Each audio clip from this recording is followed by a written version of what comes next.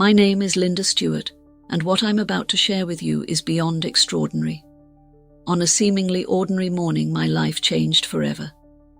After a sudden and fatal medical incident, I experienced death itself and encountered Jesus Christ in his full glory.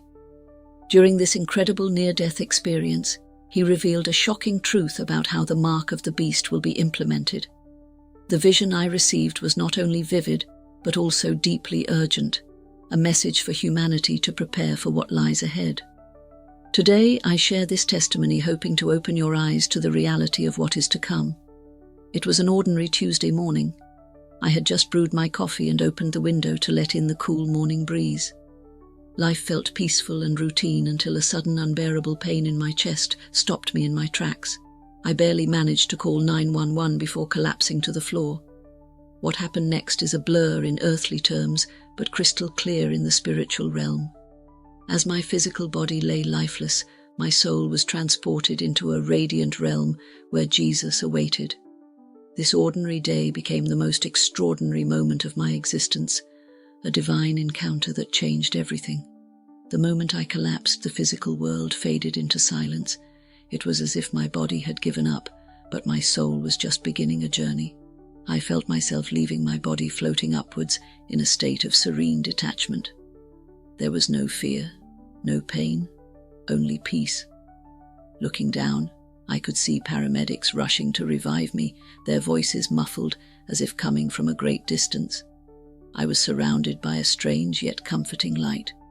It wasn't like sunlight or any artificial light I'd ever seen. This light had substance. It felt alive. It pulled me gently, guiding me toward what appeared to be a tunnel. As I entered, I felt a rush of love so overwhelming that tears, though I had no physical body, seemed to flow. This tunnel wasn't dark or confining. It was expansive and filled with shimmering colors I couldn't have imagined. Along the way, memories began to surface, not as fleeting thoughts, but as vivid living moments. I relived my childhood joys, the laughter of my children, and even the mundane moments that suddenly felt profound. It was as if my entire life played out before me in perfect clarity, each moment connected to a larger purpose I hadn't understood before. As I moved further into the tunnel, the light grew brighter and warmer, enveloping me in an embrace that felt like home. This wasn't a place of judgment, but of understanding. I felt no condemnation, only a deep sense of love and belonging. It was as though I had returned to a place I had always known but forgotten. Suddenly I became aware of presences around me. They weren't people in the traditional sense, but beings of light, each radiating a unique energy of love and compassion. They didn't speak in words, but communicated directly to my soul, conveying messages of encouragement and peace. One of them I instinctively knew was my grandmother. She smiled at me with such warmth that all my earthly worries melted away. The further I traveled, the more I understood that this wasn't just a journey, but a preparation. I was being brought to meet someone, and every fiber of my being knew who it was. The tunnel opened into a vast expanse of light, more radiant and alive than anything I had ever experienced. And there he was, Jesus Christ. His presence was both humbling and empowering. He didn't look like the depictions I'd seen in paintings. He was beyond form and yet familiar. His eyes held infinite understanding, and his love poured over me like a wave, washing away every doubt, fear, and regret. He spoke without words, and yet I understood him perfectly. "Linda," he communicated, "what you are about to see is a message for my children. It is your mission to share it." In that moment I realized my journey wasn't just about experiencing the divine, but about returning with a purpose. What lay ahead would change my understanding of the world forever. After the tunnel of light, I emerged into what I can only describe as the divine realm. It was a place unlike anything on earth. There were no walls, no sky, just an infinite expanse of radiance and life. The air itself seemed to hum with energy, and every particle of light carried a symphony of love. This was not just a place, it was a state of being. As I took in the beauty around me, I realized that this realm was alive. Colors I had never seen before danced in harmony and music, if it could even be called, that filled the air. It wasn't sound as we know it, but a vibration that resonated deep within my soul. Each note seemed to tell a story, a universal truth that connected everything. In this realm I felt completely known and accepted. Every flaw, every mistake, every triumph of my life was laid bare. Yet I felt no shame. Instead, there was a profound understanding that every part of my journey had a purpose, even the parts I had missed. I soon became aware of beings of light moving toward me. They were not like angels depicted in art, but radiant, sentient entities whose very essence was love. One of them stepped forward, and I immediately recognized her as my mother. She had passed away years ago, but here she was, vibrant and alive, her presence overflowing with joy. She didn't need to speak. Her love enveloped me like a warm embrace. Others appeared, family members, friends, and even people I hadn't known well in life, but had impacted in small, meaningful ways. Each presence brought a message of connection, a reminder of how intertwined our lives are. The most profound moment came when I saw Jesus. His presence was overwhelming in its beauty and power. He was both the humble carpenter and the King of Kings. His glory was impossible to describe in earthly terms. His love was a tangible force, filling every corner of my being. As he looked at me, I felt a flood of understanding of who I was, why I had lived, and why I was here now. "Linda," he said without words, "you have been chosen to see what must be shared."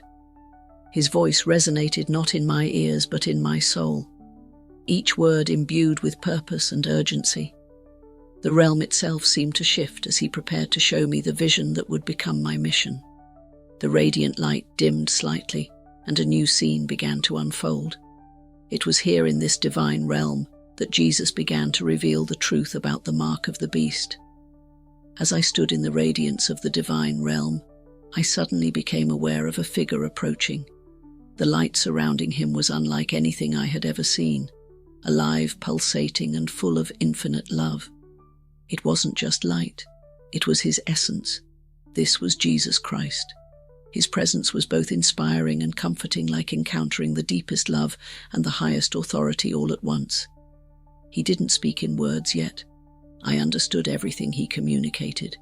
His eyes, filled with infinite compassion, seemed to look directly into my soul, seeing everything I had ever done, thought, or felt.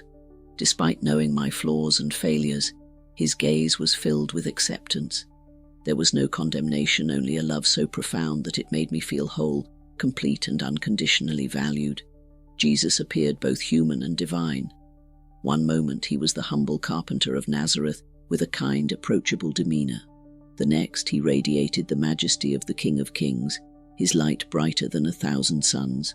Both aspects of him were equally real and true, and I knew my earthly understanding could only grasp a fragment of his infinite nature. "Linda," he said, not with words but directly into my being, "you are here for a reason. What you are about to see is not for you alone. It is a message for my children, a warning of what is to come." As he spoke, I felt an overwhelming sense of responsibility. This wasn't just a meeting, it was a divine mission. The love emanating from him was matched by an urgency that made my soul tremble. I knew that whatever he was about to reveal would change my life and the lives of many forever. Jesus extended his hand, and though I didn't have a physical body, I felt a connection as real as anything on earth. He led me to a space within the realm that seemed to transform as we moved. The light around us dimmed slightly, and I sensed a shift in the atmosphere. The radiant beauty of the realm remained, but it was now focused and purposeful. It was here that Jesus began to reveal the vision that would forever alter my understanding of the world. His love and reassurance anchored me as I prepared to witness the truths he would share. Standing beside Jesus, I felt a profound stillness as the vision began. The radiant realm transformed into a series of vivid scenes, each more startling than the last. Jesus showed me how the mark of the beast would be implemented, a truth so urgent and critical that it made my soul tremble. The first scene was a world consumed by chaos. Natural disasters, economic collapses, and political unrest swept across nations. People were desperate for solutions for stability amidst the turmoil. Jesus explained that these events would serve as a catalyst for the introduction of a new global system, The vision shifted, and I saw technology at the heart of this system. Digital currencies replaced physical money, biometric identification became mandatory, and social credit systems governed people's access to basic needs. These innovations were marketed as progress, promising fairness, equality, and security. Yet beneath this veneer of convenience lay a sinister agenda. Jesus showed me how the mark of the beast would integrate these systems. It wasn't just a physical mark or implant, it was a comprehensive system of control. Accepting the mark would mean aligning with the Antichrist's rule, not just economically but spiritually. It was a declaration of allegiance, a choice to reject God's sovereignty. What struck me most was how subtle and deceptive this system would be. It wouldn't appear overtly evil. Instead, it would be framed as a solution to humanity's greatest challenges: poverty, inequality, and climate change. Leaders and even religious figures would endorse it, believing they were acting in humanity's best interest. Jesus emphasized that the mark would not be something people could accept accidentally. It would require a conscious decision to pledge allegiance to the system. However, the societal pressure to comply would be immense. Those who refused would be labeled extremists, conspiracists, and enemies of progress. Families would be divided, friendships severed, and lives destroyed for resisting. As the vision continued, I saw the heartbreak of believers who succumbed to the deception. They had prepared physically for challenging times, but failed to build the spiritual discernment needed to recognize the true nature of the mark. Their fear of rejection, hunger, and suffering led them to make a choice that cost them their souls. Jesus turned to me with a look of both sorrow and hope. "Linda," he said, "this is why you must share this message. My children must prepare not just physically but spiritually. They must remain steadfast in their faith and trust in me." The vision shifted to a focus on technology, revealing how it would play a pivotal role in implementing the mark of the beast. Jesus showed me a world where technology wasn't just a tool but a master, a system designed to infiltrate every aspect of human life. I saw the rise of digital currencies where every transaction was monitored and controlled. People no longer used cash or even traditional bank accounts. Instead, their financial lives were tied to a centralized digital system. At first, it seemed like progress, convenient, secure, and efficient. But the control it granted to the governing powers was absolute. Biometric identification was the next layer. Fingerprints, facial recognition, and even DNA data were required to access healthcare, employment, and education. These measures were presented as necessary for security and public safety. However, they stripped individuals of privacy and autonomy, creating a society where every move was tracked. Social credit systems became the final piece of the puzzle. People were scored based on their behavior, beliefs, and compliance with the system. A high score granted privileges, while a low score led to exclusion. Refusing to participate wasn't just inconvenient, it made life nearly impossible. Jesus showed me how these systems were interconnected, forming the infrastructure for the mark. They were tools, not the mark itself, but they conditioned people to accept total control. The convenience and benefits they offered made the idea of resisting seem irrational. As the vision unfolded, Jesus revealed how the mark of the beast would be marketed to humanity. It wouldn't come with horns and fire, but with promises of peace, unity, and progress. The system would appear to be the solution to the world's greatest problems. I saw leaders from all walks of life, politicians, scientists, and even religious figures, advocating for this new system. They spoke of a world without poverty, where resources were distributed fairly and conflict was replaced by harmony. It sounded like a utopia, but Jesus made it clear that this was a deception. Beneath the surface of these promises was a trap. Accepting the mark would mean surrendering not just freedom, but one's soul.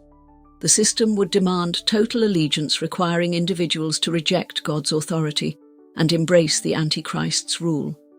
Those who resisted would be marginalized, unable to buy, sell, or participate in society. Yet Jesus assured me that those who stood firm in their faith would be supported by His grace. The vision shifted once more, and I found myself witnessing the immense societal pressure that would be placed on individuals to conform. Jesus showed me scenes of people being coerced not through overt force, but through subtle manipulation and overwhelming social influence. I saw families sitting around dinner tables discussing the new system. Some argued passionately about how the mark was essential for survival, while others pleaded not to take it, warning of its true spiritual consequences. These moments were heartbreaking because they revealed how deeply divided households would become. Children would question their parents' choices, spouses would turn against each other, and friendships would crumble. The media played a crucial role in amplifying this pressure. Television screens and social media platforms were filled with stories of how the mark had improved lives, ended hunger, and created peace. Those who resisted were portrayed as dangerous extremists, selfishly holding back humanity's progress. News anchors and influencers demonized them, calling them conspiracists and accusing them of spreading fear. In workplaces, schools, and public spaces, compliance was not just encouraged, it was demanded. People without the mark found themselves unable to access even basic necessities like food, healthcare, and transportation. Their faces were plastered on digital billboards, warning others of the dangers of non-compliance. The public was encouraged to report anyone who refused the mark, creating an atmosphere of mistrust and paranoia.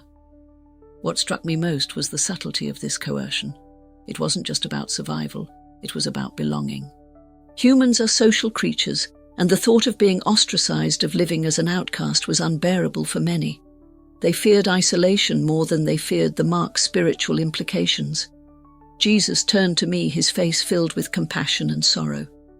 "Linda," he said, "this is why my children must prepare. Now they must strengthen their faith and find their identity in me, not in the world. Only then will they have the courage to stand firm." I watched as underground communities of believers formed, supporting one another through this persecution. They shared resources, worshipped in secret, and encouraged each other to remain faithful. These groups weren't driven by fear, but by love and unwavering trust in God. While their lives were difficult, their spirits were unbroken. The scene left an indelible mark on me. The pressure to conform would be relentless, but those who clung to their faith would find strength in their connection to God and each other.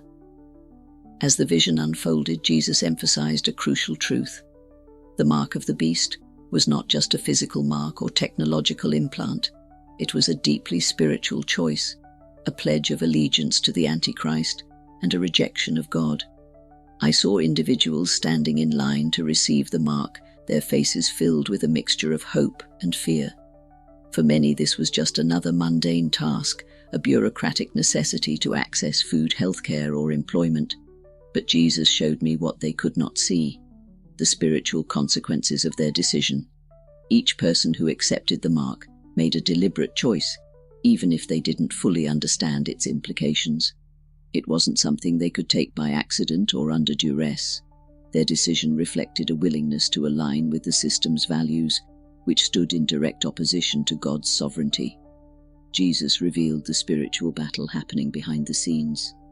Angels and demons fought over souls, each decision tipping the balance. Those who chose the mark turned away from the light of God, their connection to Him severed.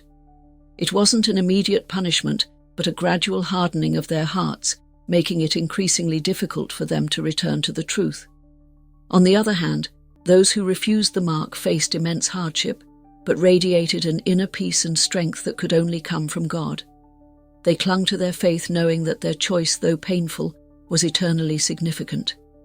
Jesus' voice filled my soul with clarity. "Linda, my children must understand that this is not about survival on earth, but salvation for eternity. They must choose me, even when it costs them everything." I saw how the mark would test the very core of human faith. It wasn't just about resisting a physical mark, but standing firm in the face of overwhelming pressure to deny God. This spiritual battle was the true essence of the mark of the beast, and understanding this was vital for those who sought to remain faithful. The next part of the vision was both chilling and inspiring. Jesus showed me the rise of the Antichrist, a figure so charismatic and persuasive that he captivated the world. He appeared at a time of unprecedented global crisis, offering solutions that seemed miraculous. This leader wasn't immediately identifiable as evil. In fact, he was seen as a savior. He spoke of unity, peace and progress, addressing the deep fears and desires of humanity. People of all backgrounds flocked to him, mesmerized by his vision for a better world. Even some religious leaders supported him, believing he was sent to heal the divisions of humanity. But Jesus revealed the truth behind this facade. The Antichrist's power was not his own, but came from a dark and deceptive source. He used lies cloaked in half-truths to manipulate the masses, offering them a false sense of hope. His ultimate goal was to lead humanity away from God and into spiritual bondage. The Antichrist system was designed to control every aspect of life. He promised fairness and equality, but delivered oppression. Those who resisted were not just excluded, but actively persecuted. The world celebrated him as a hero, unable to see the chains he was placing around their souls. Jesus' sorrow was palpable as he spoke. Many of my children will be deceived because they do not know my voice. They will follow this leader thinking they are doing good, but they will be lost. Warn them, Linda. Teach them to see. This revelation filled me with both urgency and resolve. The Antichrist would be a master of deception, but his power was limited. Those who remained faithful to God would see through his lies and resist even when it cost them everything. The role of believers' strength in faith was clear. In the final scenes of this part of the vision, Jesus showed me the role of believers during the time of the mark of the beast. These individuals were not extraordinary by worldly standards, but their faith made them unshakable. I saw small groups of believers gathering in secret, worshipping God despite the risks. They shared food, prayed together, and supported one another in practical and spiritual ways. These communities were marked by love, not fear. They trusted God to provide for their needs, even as they were excluded from society. Jesus showed me how their faith inspired others. Some who had initially accepted the mark began to question their decision, moved by the courage and peace of these believers. Though it was rare, a few even turned back to God, repenting and rejecting the mark, despite the consequences. These believers weren't without struggles. They faced hunger, persecution, and isolation. But Jesus assured me that his grace would be sufficient for them. He would strengthen their spirits, guide their steps, and fill them with a peace that surpassed all understanding. Linda, Jesus said, tell my children that I will never leave them. They may feel abandoned by the world, but I am with them always. The vision ended with a profound sense of hope. Though the times ahead would be difficult, the faith of believers would shine like a beacon in the darkness, leading others to the truth. The vision took a dramatic turn, filling me with a sense of awe and hope that outweighed the fear and despair I had witnessed earlier. Jesus showed me the final stages of the spiritual battle, the moment of his ultimate victory. The forces of darkness led by the Antichrist appeared powerful and overwhelming, at first spreading their influence across the world. Yet as Jesus stood beside me, I felt an unshakable certainty that their power was fleeting. I saw the heavens open, and a light more radiant than anything I had experienced poured forth. This wasn't just light. It was the presence of God, his glory descending upon the earth. The armies of heaven followed, led by Christ himself, who now revealed his full authority as the King of Kings. His appearance was magnificent, his robe glowing with purity, and his eyes blazing with righteous fire. Forces of the Antichrist crumbled in his presence. Their deception, which had ensnared so many, was exposed for what it truly was. People who had been blinded by lies fell to their knees, either in repentance or in despair. Those who had resisted the mark stood triumphant, their faith vindicated by the undeniable reality of Christ's return. Jesus turned to me and spoke with a voice that resonated through every fiber of my being. Linda, tell my children that this victory is certain. Though the trials will be great, they are temporary. Those who stand firm in faith will share in my triumph and receive rewards beyond their imagination. The scene shifted to a glorious new earth, where peace and joy reigned. The faithful lived in harmony, free from the burdens of sin, suffering, and fear. This was the promise of eternal life fulfilled, a reality that made every sacrifice worthwhile. As the vision began to conclude, Jesus conveyed a message of profound urgency. His voice, though filled with love, carried the weight of divine authority. "Linda," he said, "my children must prepare now, not just for the trials ahead, but for eternity. The time is short, and the choices they make today will shape their futures." I was shown scenes of people living their daily lives, oblivious to the spiritual battle unfolding around them. They were consumed by work, entertainment, and the distractions of the world. Jesus' sorrow was evident as he explained how many were unprepared for the deception that lay ahead. "Spiritual preparation is key," he continued. "My children must deepen their faith. Learn my word and seek my guidance in all things.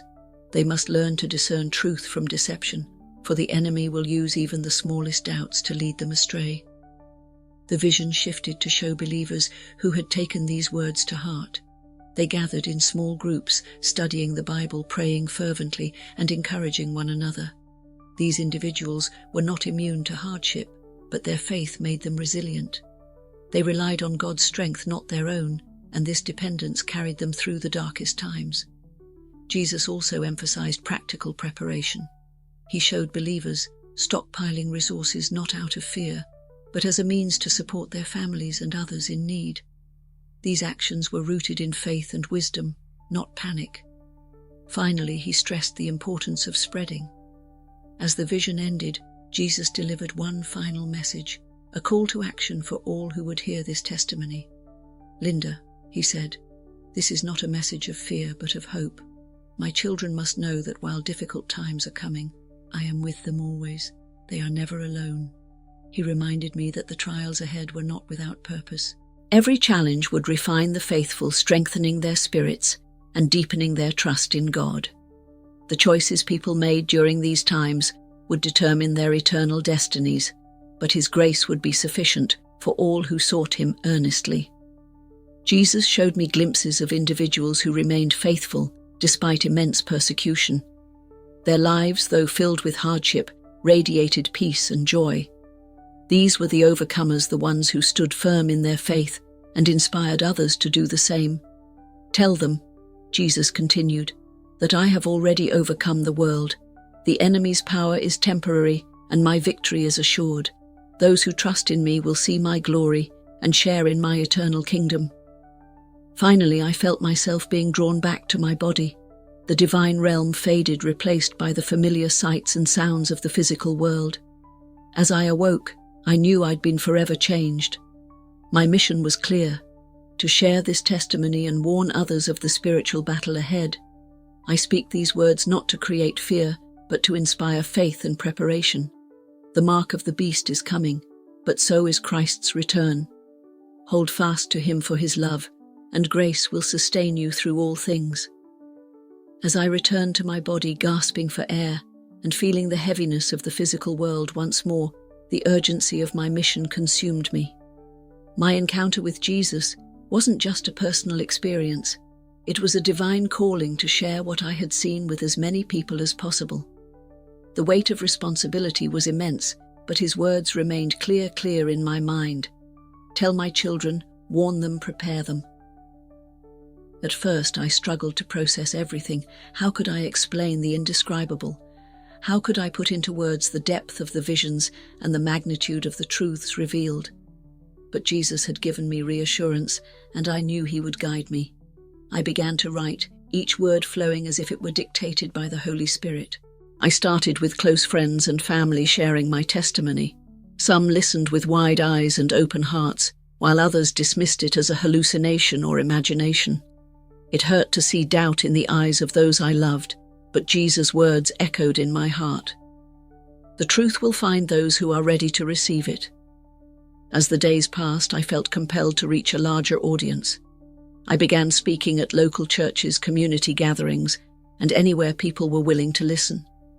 I didn't use fear to motivate them, but shared the profound love and hope Jesus had shown me. I emphasized the importance of spiritual preparation, urging everyone to deepen their faith, seek God's guidance, and discern the truth in these deceptive times. I also warned about the subtle dangers of modern conveniences, digital currencies, biometric systems, and the increasing reliance on technology. These tools weren't inherently evil, but were paving the way for a system of total control. I explained that the real danger lay in the spiritual choice these systems would demand, allegiance to the Antichrist or faith in God. Not everyone was receptive. Some mocked me, while others accused me of spreading fear and conspiracy theories. But for every skeptic, there was someone whose eyes filled with tears of understanding. These moments kept me going, reminding me that even one soul saved was worth the effort. I also felt a deep connection to other believers who shared similar visions and experiences. Together, we formed a network of faith, supporting one another in our mission to prepare the world for what was to come. We prayed for courage, wisdom, and the strength to stand firm in our convictions. Through it all, I leaned on Jesus' promise, "I am with you always." His presence was my anchor, guiding me through challenges and filling me with peace. Even in the face of opposition, I knew that my testimony wasn't just a warning, but a beacon of hope, a reminder that no matter how dark the times ahead might seem, His light would always prevail. Now, as I continue to share this message, I feel His love working through me. I've seen lives transformed, faith renewed, and communities strengthened. My journey is far from over, but I know that everything I do is for His glory and His kingdom. To anyone hearing my story, I say this: take these warnings seriously, but do not be afraid. Jesus is with us and His victory is certain. Hold fast to your faith, prepare your heart, and trust in His promises. The path ahead may be difficult, but it leads to eternal life, a life beyond anything we can imagine.